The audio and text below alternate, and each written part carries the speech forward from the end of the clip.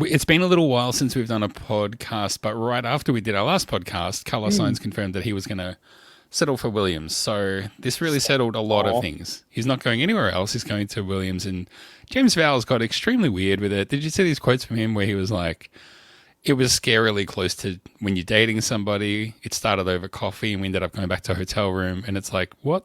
Like, this is just the most icky thing. Yeah. Like, just stop talking right now. I don't want to hear you talk anymore. But even after that, so there was more changes. So obviously that settles Williams' driver lineup for next year. Sainz is in.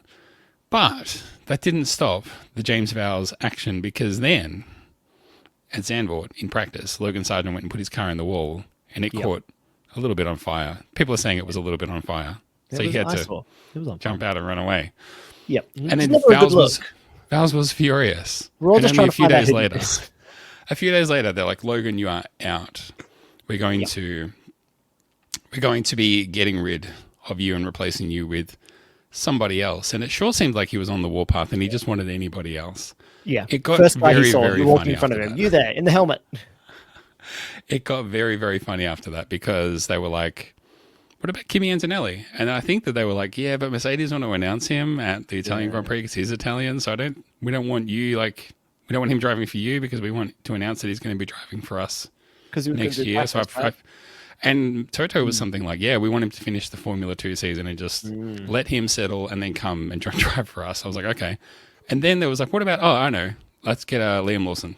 Yeah. And they're like, Red Bull, like, bit of a problem there. We because have thoughts on Liam Lawson. we might want to switch one of our drivers out and put him in. So we don't want him going anywhere either. So like all of a sudden James Vowles is like, It seems like it came down to Mick Schumacher or Franco Colapinto. I remember Mick Schumacher. Remember him well. He's got the good eyes. He does have the good eyes. Yeah. Doesn't he? Mr. Eyes, they call him. People are calling him. But from out of nowhere, some rando, Franco Colapinto, he's an F2 driver from, I believe, the midfield. So they're like, Logan Sargent, you're not good enough. You're to be replaced by an F2 midfielder. Unproven. He's the one we want in the car. Some guy. He was around. He was around this weekend. He was free. I know a guy who knows a guy. He is the Colapinto is. If we were still doing the F1 quiz on this show, man, that's exactly what the quiz would have been about this week. Tell me about Franco Colapinto. I said on Threads that he is too old to be a rookie these days. I don't know if you agree with that anymore, because isn't he 21? I mean, come on. 21. I don't know how old he is. I know they changed the rules so that Kimi Antonelli could drive this year if they wanted him to, and they don't want him to anyway, so it doesn't matter. But yeah, I don't know how old is too old to be a rookie these days. Wasn't Brendan Big Heart Hartley 25 when he made his debut? That was the start of it, right? That's when it really broke. I wanted more 17-year-olds. We need more Max Verstappens in the world. Like, I want my drivers really young or really old. That's all. I want Alonso, or I want, 18, 19. So anyway, the thing with Franco Colapinto, first of all, what a weird choice to be like, Logan Sargent, guy who's got a year and a half of experience. Nah, we don't want you. We want this other guy. Though. It also came out because everyone was like, look, Logan Sargent, he smashed the car. We had so many upgrades on that car, and we just don't know now what's going to go on because he wiped out all of our upgrades. He's gone. He's had his chances. He's not getting any better. He's gone. And then it came out that they were reaching out to Franco Colapinto the day before. The day before that. You're saying it was an inside job? Right. You're saying that they pushed a button and made Sargent and everybody said, but if they wanted to replace, if they were so keen to get rid of him, it would have made more sense for them to do it during the summer break. So they obviously weren't that keen to get rid of him. And I'm like, no. But they were, though, because they were talking to Liam Lawson and they were talking to Kimi Antonelli.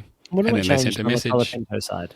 I wonder if maybe they saw something in, maybe someone pulled some stats and they're like, no, he's going to be great. Sounds like there's other things happening, right? Maybe he will. I don't know. I just thought the whole situation was just really incredibly funny. And lots of people coming out going, yeah, because Logan Sargent was crap. That's why they had to get rid of him. And I was like, sure, but just do it in a way that makes sense. And then like James Vowles also was sort of sticking the boot into Mick Schumacher going, yeah, look, we'll have to agree that Mick Schumacher's good, but he was never going to be great. I was like, well, yeah, but don't you want good? Isn't that why you're getting rid of Sargent? Because you think he's not good? Isn't that the problem? This is how you end up with Nico Hülkenberg racing for the rest of our lives. He's been doing it right this year. You would say that. The chance I don't know what that 'cause even there's a means, chance- but anyway. because he is the chance that we might be able to still get into Formula One. Just by being around. Stop dragging me off topic. I have a theory for why they ultimately went with Franco Colapinto. Okay, Not Mick Schumacher, not the other guys. tell me about it. When Carlos Sainz signed for Williams, there were all these rumors and speculation. He's got an exit clause. He's got an exit clause. He's got an exit clause. If Ferrari, Mercedes, McLaren, anybody comes knocking, he can leave. And then James Vowles was very quick to shut that down, but that didn't stop people saying, don't worry about that. There's definitely an exit clause. We just know there is. Yeah. I feel that they went with Franco Colapinto, even though it's only for 9 races or whatever. Yeah. I feel like they went with him because what if Sainz leaves? We're going to need to get someone in, and he's the next guy, so we have to put him in now. Dude from Formula 2 definitely deserves a drive. I'm not saying he's a bad driver. I don't know. I've got no idea. He drove really well this week. So much. He did drive really well. It's always hard to tell with these F2 drivers. The teams are differently abled as far as like budget and how good the cars are and management and all these kinds of things, right? It's always hard to tell. It just annoys me when Vowles and the team say one thing and then it emerges, oh, that wasn't it at all. You're full of shit. It's really unlike Formula One to bend the truth. So like unlike, that. yeah. It's so telling me unlike there's them, right? backdoor deals and deception going on? All right, Carlos. We've been flirting for a long time now. I think it's time we slip into something more comfortable and make this thing official. Oh, yeah.